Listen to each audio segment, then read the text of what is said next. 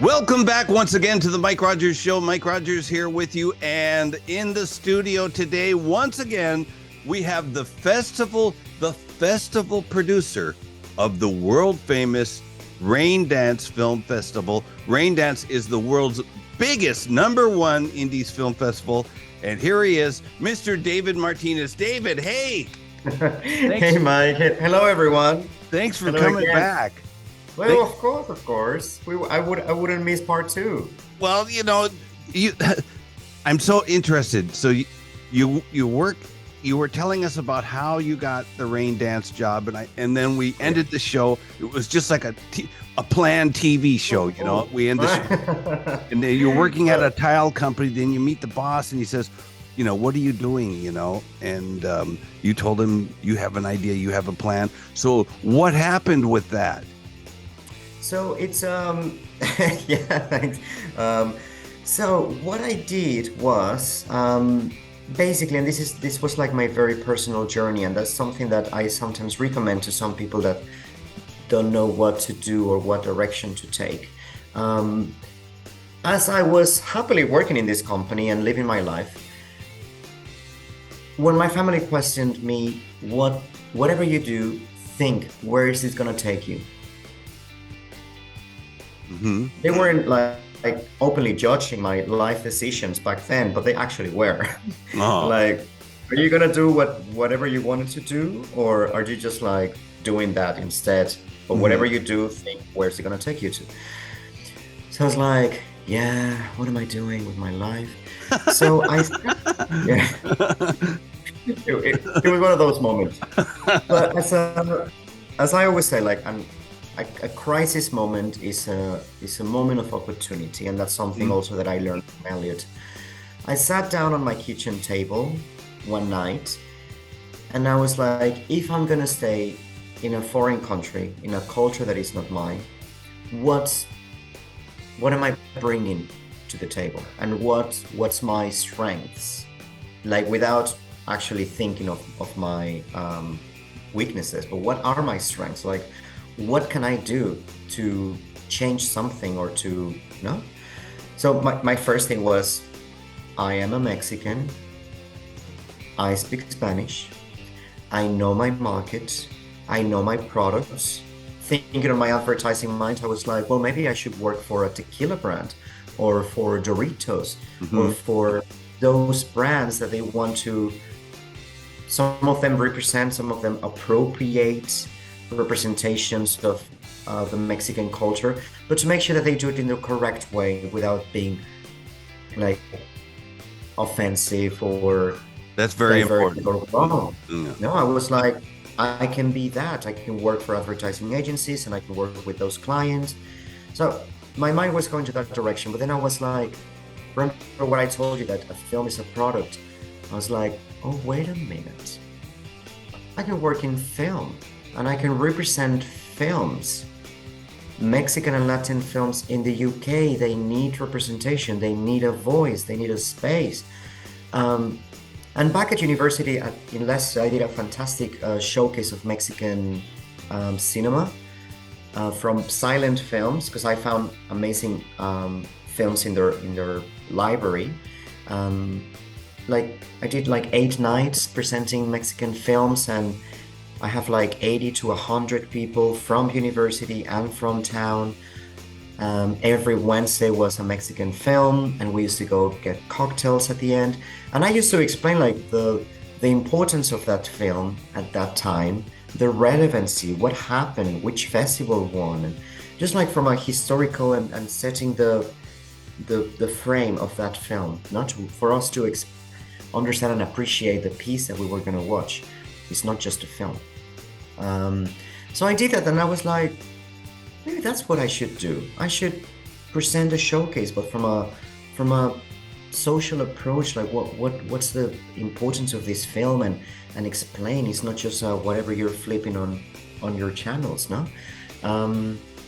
So that's what I was working on, and in my home university, my film teacher was at that time the head of programming at the National Cinematheque in Filmotheque in Mexico City, and then he was taken to head the program at the Guadalajara Film Festival. That since then, Raindance and Guadalajara, we are festival partners. It's the biggest festival in Mexico and the biggest film market in Latin America. So I literally called him and I was like, I have this idea, I have this plan, but I don't know what to do with it. I don't know where to start. And I said, I have like a vague idea of where to start, like doing like a market research, like are there any other Latin festivals in England? How's the market going? No? Is there an opportunity? Like, can this be sponsorable by all these brands that I mentioned, the tequilas and the burritos and the tacos? And he was like, I think you have a good plan in your mind. So why don't you put it on a presentation, as I do when I pitch to advertisers or to my clients. Put in a presentation. And so I was working on that when the CEO of this styles company told me, David, do you have a plan? I was like, actually, I do. From that breakdown moment that I had in my kitchen, I was like, what are you doing with your life, David? And what do you want to do here? Are you going to stay or are you going to go back to Mexico? Either is fine. I was fine with either.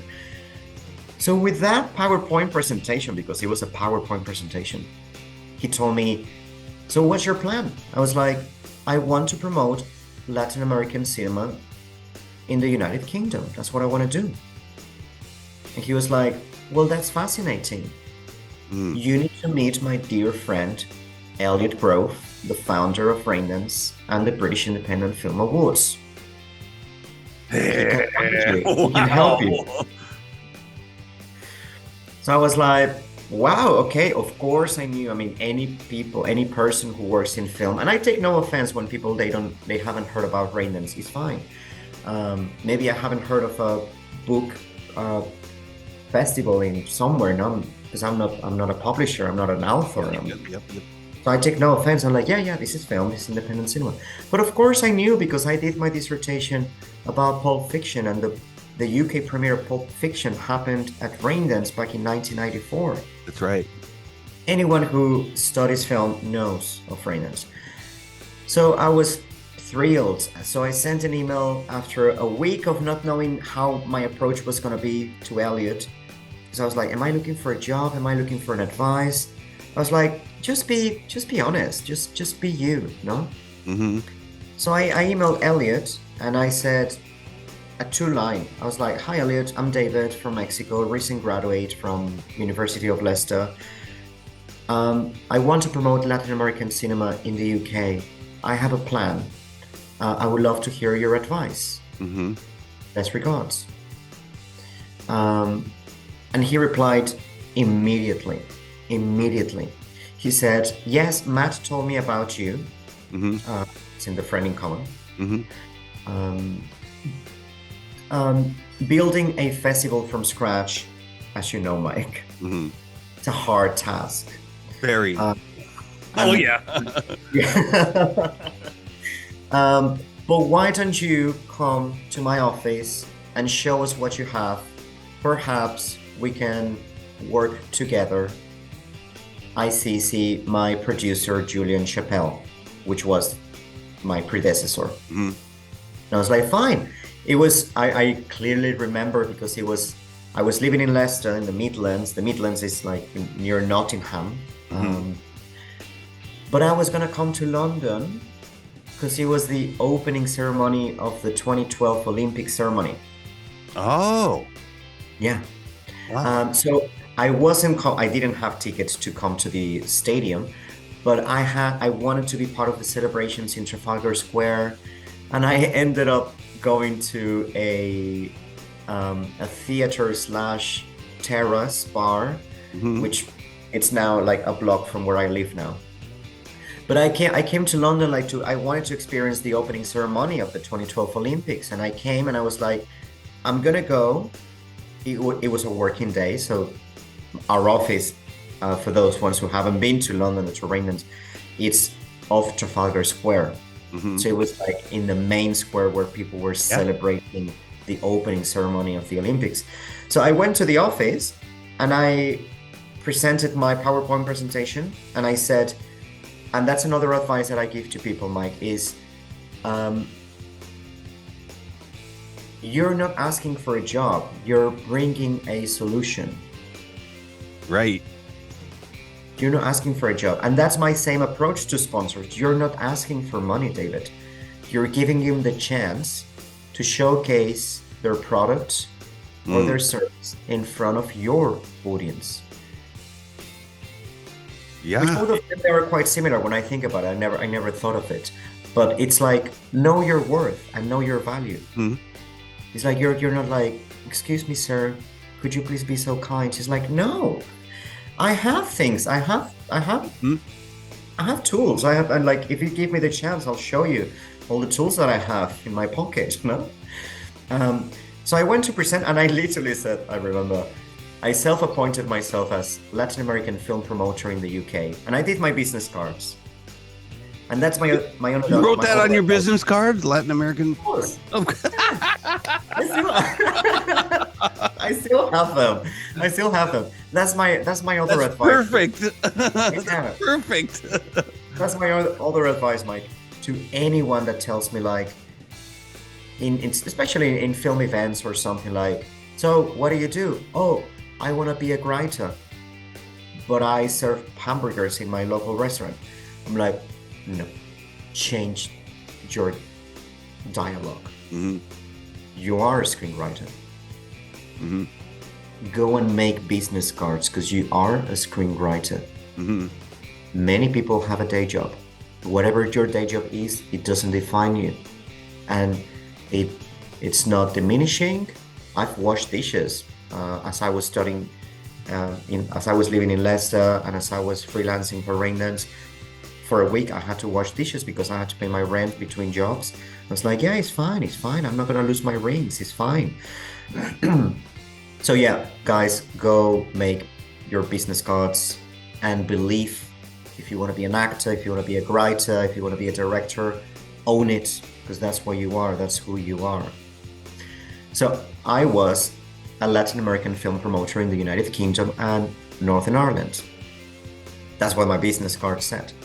And that's how I met Elliot. So I came to with my presentation. I said, I've studied your program for the last 5 years, and I've noticed that you've only had 2 films from Latin America. Do you know that we are a huge market? Do you know that our filmmaker, especially in Mexico, is winning in Venice, in Cannes, at the Oscars? Like, I think it was around that time, it was that for 5 consecutive years, Mexican filmmakers won the best director at the Oscars, at the Academy Awards. Wow. Consecutively.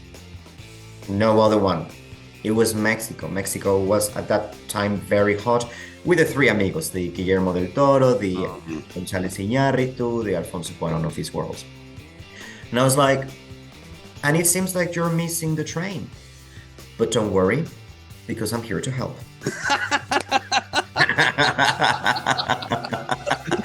Can you believe that? A 24-year-old off the boat Mexican, just owning it. Just own it. Own it. Yeah, but I mean, I know Elliot well enough that if you came in and did that, he would just be like in the palm of your hand, and wasn't he? Yes. Yes. He was like, yes, love the idea. He was like, I know, I've always been trying to get Mexico as a guest country because many festivals, Raindance included, every year we have a focus. And he said, I've been trying to have Mexico, but I don't have the contacts because it's a country that is so far away. It's easier to liaise with all the Europeans. And Japan, because the Japan culture has such an impactful representation all over the world. That, of course, Japan was a big representative in the festival ever since, before my times. But no Latin American culture was represented. So I brought those representation conversations to the festival. So yeah, that's how I started. Bringing a solution, knowing what was lacking, and without judging, without saying like, "How dare you not having Mexican films?" It's like, no, don't worry, don't worry. From this moment on, I'm here to help, and I'm gonna open the market in Latin America, but let's just start with Mexico, which is a big territory. And then I connected with the Guadalajara Film Festival. They sent us some films from their program. They put me in touch. My teacher, who rest in peace, he passed away 2 years ago. He put me in contact with the Mexican Film Institute, with the 2 main film schools in Mexico, with a couple of like well-known filmmakers. And I was like, these are the hottest Mexican films of this year. Watch according to Raindance. This is what I would recommend. So he trained me to be a programmer. He trained me to understand it's not your taste, it's your festival's taste. What's your festival taste? I have my own taste. Everyone has a taste. I have programmers that they don't like horror films, but the festival, we have a horror strand. Don't worry, we have horror lovers. Horror lovers watch these films. Not everyone in the festival considers us queer, and we need representation. So where are my beautiful queer programmers? Please watch these queer films and tell me, like, from your voice, from your community, from your group. So that was an early conversations of diversity and representations in the festival. Not that it didn't exist, but we needed a stronger voice. And I think that's been my contribution in the festival ever since I created a queer strand. There's always and forever been queer films as part of the main program. But I was like, no, we need. Hopefully one day queer films are gonna be back into the main official selection. But for the moment, yes, we do need a strand. We need to celebrate our filmmakers in a section. So as you can see, Raindance and Elliot, it's an open book. You bring ideas, if you know, and that's what I tell to my team, you can bring ideas. We welcome ideas. We actually demand ideas. Like, we don't want you to come just 9 to 5, close your laptop and go home to have your pasta dinner. This is not the kind of business. It's like, you need to, no? Is it a podcast? Is it a YouTube channel? Is it a magazine? Is it a new strand? What are we missing? Like, what conversations are happening in the world? I listen to my Generation Z or millennial interns, like, what's out there? Like, what are we missing, guys? Like, how can we shake this up? How can we adapt into every year's conversations? No? Yeah. So yes, that's that to tell, hopefully I wasn't too boring, but no, that's really fascinating. I wanted to ask you about the strands, but before I do that, have you heard of a movie called Funeral of Roses Parade? No. I'm going to send you a link that you can watch it for free. And this was a movie made in 1968 or 1969 in Japan. Oh, wow. And it's, okay. Excuse me. It's about gay boy culture. And man, this is such a fantastic movie. And even Ken seen it many times. I've seen it 3 times. And what really blows my mind is when as an American, I think about it, I think, like, this would never be made in America, like in the 60s. No way. And it's made in Japan. And in the movie, there's so many aspects of the movie. Like, you can be watching it 1 minute and it's just horrifying. It's so scary. And then the next minute, it's just fucking hilarious. And it just keeps going like that. So I'm going to send that to you because please. I think you would really enjoy it. This is really, really, really good cinema. But anyways, right on my alley. So I wanted to ask about, like, your strands. How many strands do you have this year? So this year we're gonna have around 8 strands. The program is being built as we speak. But talking about these lines of representation or genres, if you may say, we have a queer strand, which is becoming more and more important. And within the queer, all the queer voices in the whole spectrum of queerness, beautiful and positive trans representations and lesbian representations. I don't want to go too deep, but in the queer cinema, we need positive representations because the community has struggled enough with all these pandemics since the 90s, that I don't need to mention them. But anyway, positive representations. We have a horror strand called Scream Dance. So Scream Dance was like fantastic and horror films. Because within the horror is there a beautiful, huge spectrum. So fantastic cinema and horror. Then we have this year, celebrating the 30th anniversary, we're gonna have the Raindance Mavericks, the filmmakers who built Raindance, who we are. So we're gonna screen 5 films that have screened at Raindance. Pulp Fiction, Blair Witch Project, Memento by Christopher Nolan, Old Boy, and Audition.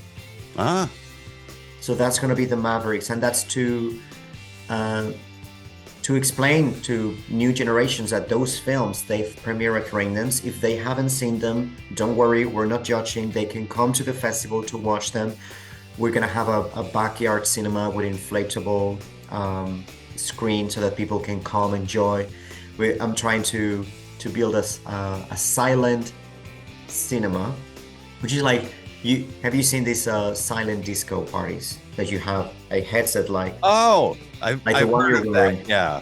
Same. You can get a pop-up screen and you can get 200 headsets, and you're not going to be disturbed by people having drinks at the bar. And equally, the noise of the film will not disturb the neighbors because we're going to have neighbors around. So I'm going to do that. Then we have female gaze, as in films made by female filmmakers or about female stories. We have Absurdities, which is comedy. We have Black, curated by the Black Collective. Again, celebrating the Black culture in London, in England. So they've curated their own selection of films, which has to go also with migration. We have a documentary strand. We have a music strand. Yeah. So around 8, but you get the idea. Well, that's really fascinating. And how do I know you're not open for submissions now, but how do people submit their films to your team to be selected or not? What should they do? Well, good question. Actually, we are open for entries. Oh, you are? Yeah. It's a cycle. We close the call for entries, and then 2 weeks later we open the call again for next year. Wow. So right now the call for entries for 2023 is open. We only receive films through Film Freeway. So it's literally filmfreeway.com/Raindance. Okay. We are what they called a gold festival because of the prestige, but also because we are an Oscar qualifying and BAFTA qualifying and BIFA qualifying film festival. For the Oscars, just to be precise, is on the shorts categories. So the winners for live action, animated, and documentary shorts at Raindance, they're immediately considered to the Academy Awards of Motion Pictures. Wow. That's huge. That's huge. Yeah. We are one of the few festivals that we have. We are triple qualified, because sometimes they just give you one qualification, but we are triple qualifying. And then with BAFTAs, it's like features and shorts, British features and shorts, because it's the local academies. So yes, so submissions are open. Go read our call for entries. Is filmfreeway.com/Raindance. Everything is there, but if you ever have any question about submissions, it's festival@raindance.co.uk. I repeat, festival@raindance.co.uk. That's the email address to like prompt any question, anything that you have in mind. Send us an email. We love hearing from our filmmakers. Yeah, what I'm going to post those the link to submit your film. I'm also going to post the email address down below here. And I really want to say thank you so much to Mr. David Martinez, festival producer. This is such a fascinating article. I wish we had 2 more hours, but we've already gone over an hour. I'm sorry. So, it's all right. David, thank you so much for this thank you. interesting talk. And I'm going to send you the link to that movie. Like, I'll Yes, send it to you please. right now. You can watch it for free, but I think you'll really like it because it's pretty heavy stuff. Festival. I love heavy stuff, and it sounds like I will love it. Well, equally, thank you, Mike. Thank you for this space. Thank you, everyone, for listening.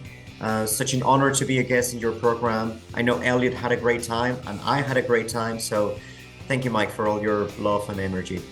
Thank you. Okay, so everyone, if you like this video, subscribe and like, and we'll see you back here tomorrow for more on the Mike Rogers Show. Bye-bye.